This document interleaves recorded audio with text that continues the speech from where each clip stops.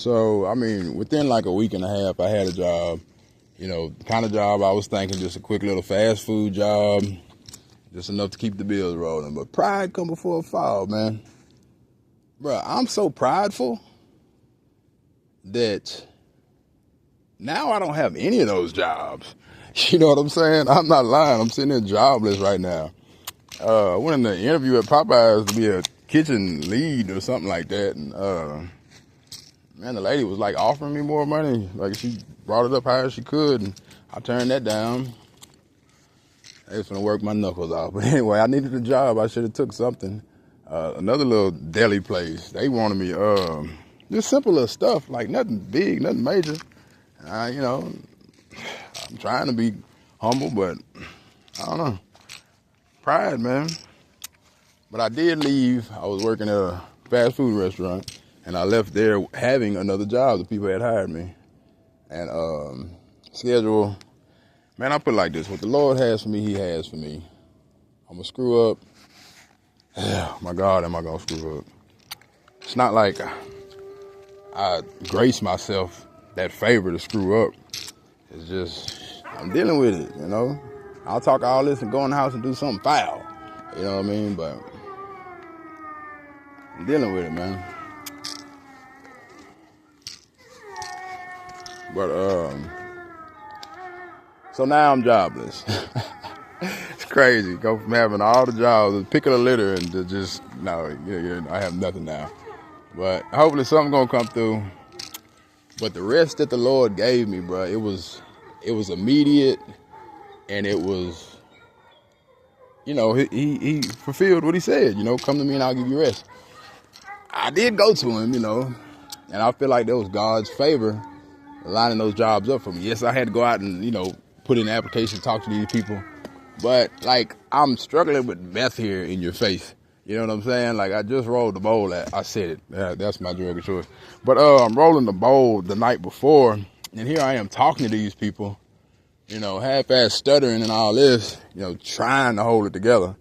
I like that station wagon on Griswold Family Vacation, whatever. But I'm trying to hold it together, and they're offering me more money and offering me jobs like right here. And I don't think it's because they're desperate, because it was like leadership positions. And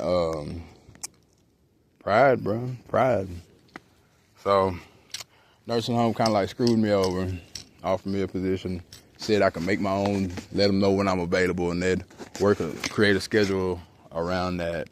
And I don't know, 3 weeks later, I'm still not working over there. I'm starting to think that ain't what God got for me. He don't want me there. I need something, But I can't say nothing because I'm taking some of the last money and just, pissing it off. Like, I ain't got to say. But, so I am, I could be a royal screw up at times. An absolute shit show.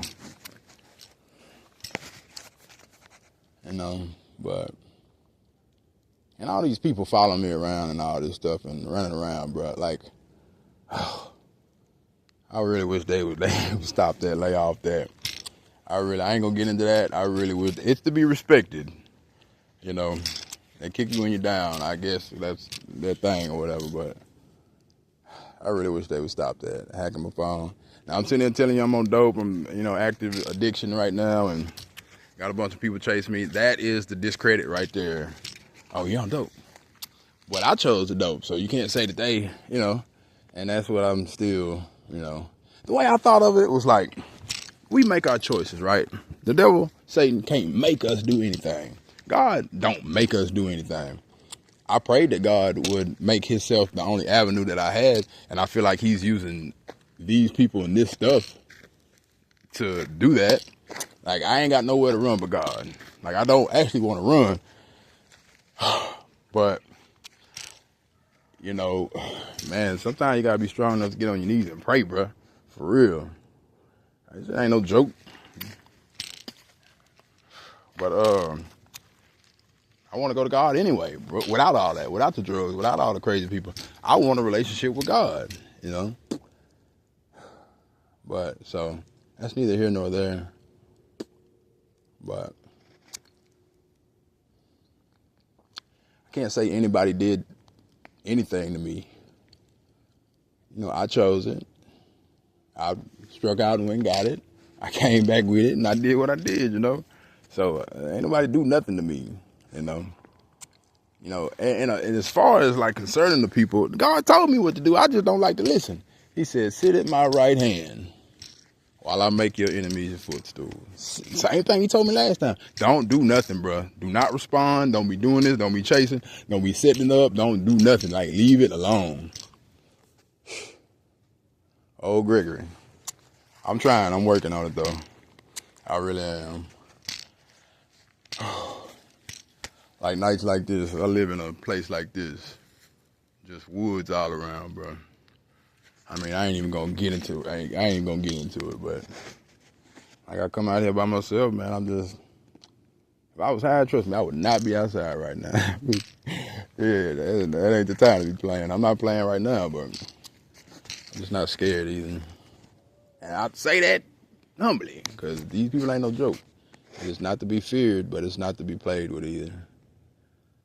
And I don't be playing it with it. I just be trying to see how it operates, I guess. I just need to stop doing that. Really do. But, see that gunshot? You heard that gunshot? You know, yeah, but anyway, that's just somebody shooting their gun. All right, cool. But, still kill and destroy, boy. Oh, yeah, what I was saying was, what I think about Satan's temptations. It's like, you know, you're talking about ancient evil here, bro. You're talking about spirits and whatever that's been around for hundreds of years, right? They follow lineages, I think, like people's bloodlines. They know what your grandpa liked. They know his weakness. They know your dad's weakness. They know your uncle's, and they will tempt you with that. They'll tempt you with that. They'll send somebody in your path, and you'll be tempted with what all your family is weak for, or what you're weak for. It's like you're walking along, and they got these paths off to the left and the right. You like red balloons, and there's somebody standing there with a balloon at each path. Ain't none of them red. And you come up to a path, and it's got a shiny red balloon, and this little thing comes flying up to you and says, "Hey, look at that! I want you to see that. Hey, look, a red balloon. That's a nice one there too." And just flies off, and you're like, "Oh yeah!" Now your attention's on the red balloon, and you go choose it yourself. But it was set up in front of you, and you choose it. You choose it. In the end, you choose. You choose. Ain't no doubt about it, bro. You choose. So I chose wrong. Like, it's not worth it. I don't know where I'm going with this, but I got fired, so I don't have any counselors anymore to tell this stuff to. And I just want to tell it, I guess.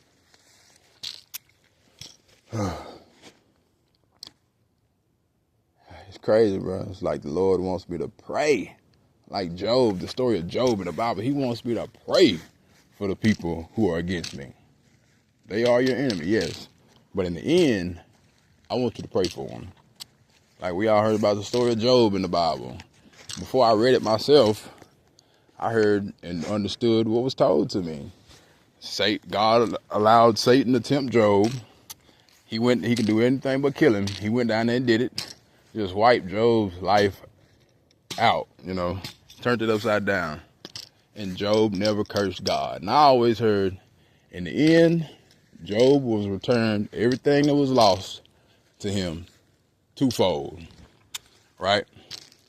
But if you read it, it actually says when Job prayed for his friends, the ones that spitefully used him and cursed him in that situation, when Job prayed for them, that's when God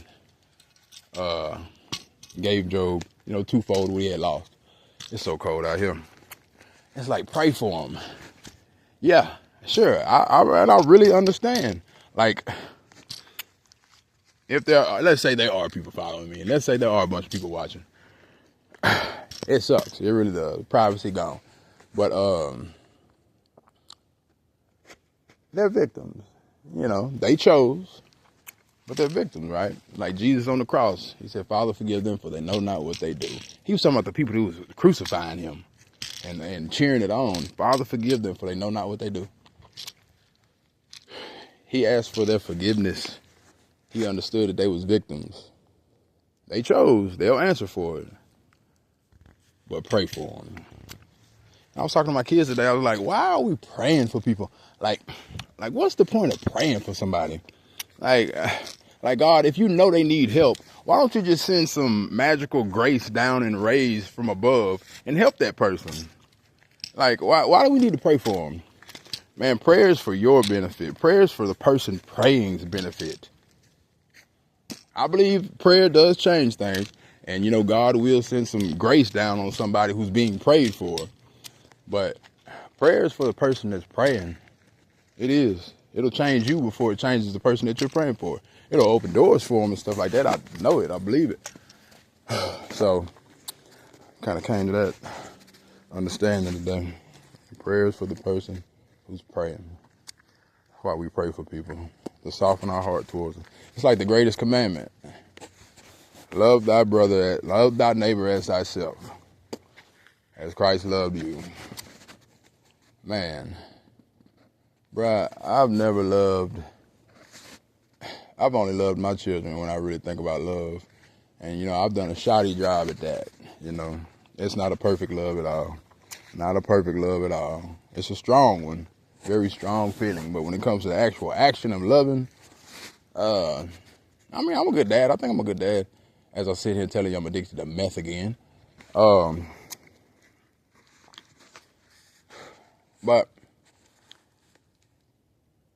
I'm struggling with meth addiction again. But I think I've done an okay job at parenting. But I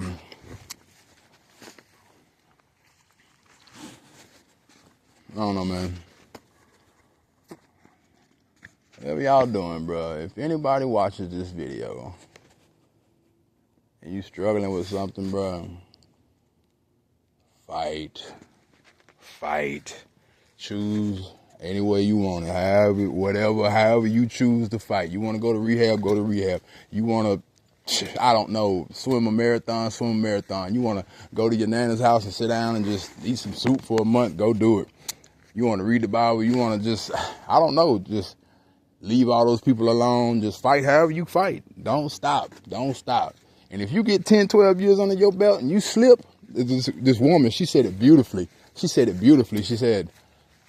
12 years sober and I lost my way. Oh my God, my heart went out. I was like, oh yeah, that's exactly. She said 12 years sober and I lost my way. Simple like that. 12 years sober and I lost my way. And I said, that's exactly what happened.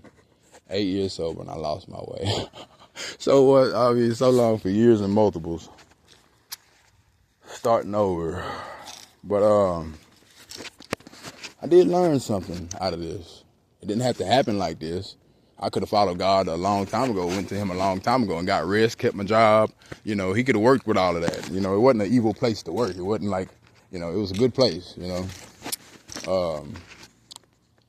didn't have to go like this. I did that. But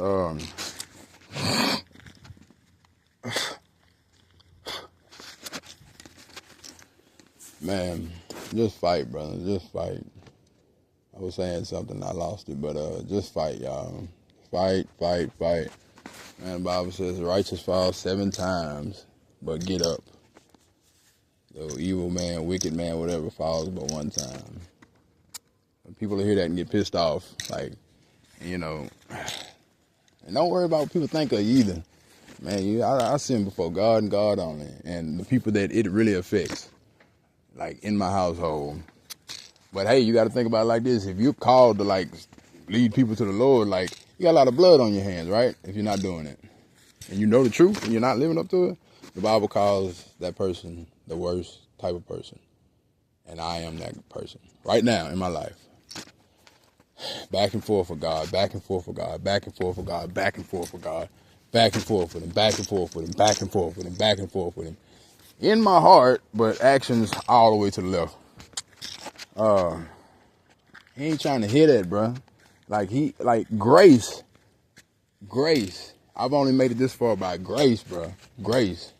There's a favor and mercy in there, but grace, God's grace. You know, like I'm not just being stereotypical or what's that one? Something that everybody always says. I can't think of the word, but cliche. I've seen God work in my life. I've seen God work in my life. I've seen, like, I'm trying to live a Christian life. I'm, letting Jesus lead me, reading his teachings, trying to live like that, by that example. And I'm doing good for months. And I slip up and I get mad at this woman who's over my court case. Won't even shake her hand. Get mad at her because her team lied on me. And the whole time that day at court, I was the last one there to get heard that day. Man, it was like 10 o'clock at night. They sat up there from like 8 o'clock in the morning. Man, treated the woman like crap. She is over the people against me, But because of how our interactions over the past few months, when I'm letting Christ lead me, you know what I mean? It saved me that day. She got up there and corrected her team in front of the judge against me. She supposed to be dogging me out. And I done treated her like crap all day long. Won't even shake the woman's hand. But because of how I had been living and the change she had saw in me, she gave me grace that day. She could have been like, you know what? Fuck you. You know what I'm saying? And went up there and continued with the lie. She didn't, bro. She didn't. And, and the judge gave me some more time, bro. I was about to lose right then. He gave me more time because of what that woman said. I'll never forget that. I saw God work in my life. I saw the fundamentals of living like Christ put into action, it changing you, and it changes people's perception of you. That sounds kind of like really like shallow, but it did. And they give you grace for that. When you actually treating them like crap, like they're not seeing what they've seen over the change they've seen. They seen the old you, but they give you grace because of that. They give you grace. Bruh, when that was over with and that judge was like, all right, you got some more time. Man, I went to that woman. It's just like the Bible says, when you're kind to somebody who's like rude to you or something like that, it's like pouring hot coals over their head. Bruh, she dumped hot coals on my head. Man, I went to that woman, I hugged her. Oh, I cried, I hugged her. I said, I'm so sorry for the way I treated you today. I am so sorry. I was ashamed. I was ashamed. But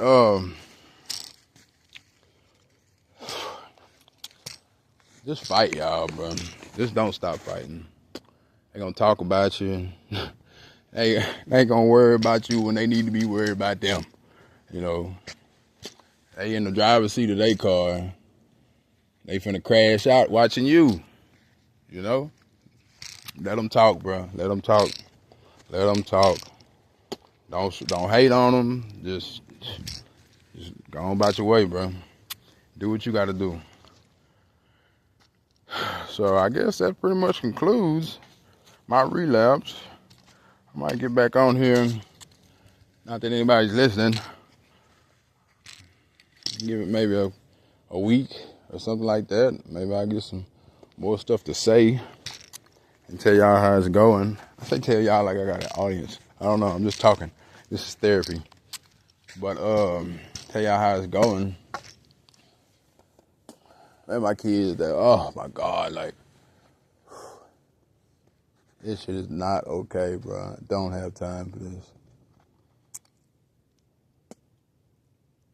And I'm talking like I've lost everything. Like I haven't lost everything over this. I'm not spending the last on it.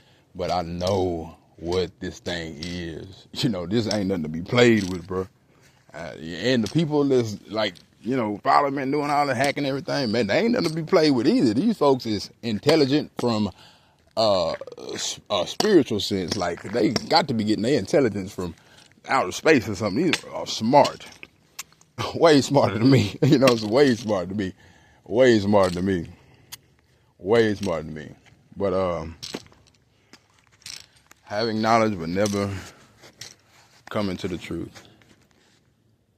And I just, like, when I think about that, like, yeah, I'm upset with them, but I feel bad for them. I feel bad for them. Like, shit don't feel bad for me. Feel bad for you. You the one smoking dope, turned out. I ain't turned out. That's what my daddy would say. He turned out on that on them bills, but just feel bad for him, bro. Cause I know God's real. I know God's real. He's shown himself to me, the true and living God. His teachings are real. Like, it really works. Like, the spirits, like, he will come fight for you. Like, a good way of that is you starting to clean yourself up and live right according to Christ and all the things that brings, the change that brings. But supernaturally, he'll fight for you. You out here rolling these bowls, doing whatever you're doing, and them damn spirits get to moving around you, and you don't know what to do. You petrified, terrified, ghost sheet white, and you call on the name of the Lord Jesus Christ. Well, when I started, there was only two things I would say running around the house with a meth pipe in one hand and a Bible in the other. One of them ain't even in the Bible. I'd say the devil is a lie. That ain't even in the Bible. And I would say, Jesus is the way, the truth, and the life, and no man shall come to God but by me. And I'd say it boldly in the house, running around the house, man. Oh my gosh. Like, I felt things touch me. Things knock stuff over. It ain't no big deal now. Like, it is a big deal. Like, I shouldn't, but be so normalized to this kind of stuff. But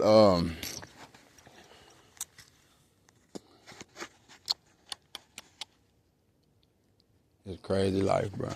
Y'all can do it. Y'all can make it. If you ever see this, wherever you are and you dealing with any kind of addiction, you can do it. Brother, sister, dude, ma'am, you can do it. You can do it. If you've done it before, you can do it again. You can do it. Don't give up. If you give up, that's your ass. You gone. Don't give up. Don't just say, okay, I can be a functioning addict. Go get your life back, bro. People are beautiful when they shake back. They are beautiful when they shake back. Men and women alike.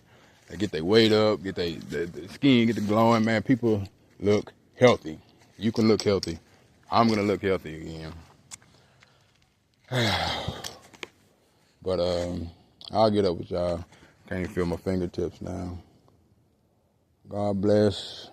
And if you see this, and it's 5 years from now, pray for me still. I'll be praying for whoever watches these videos. All right.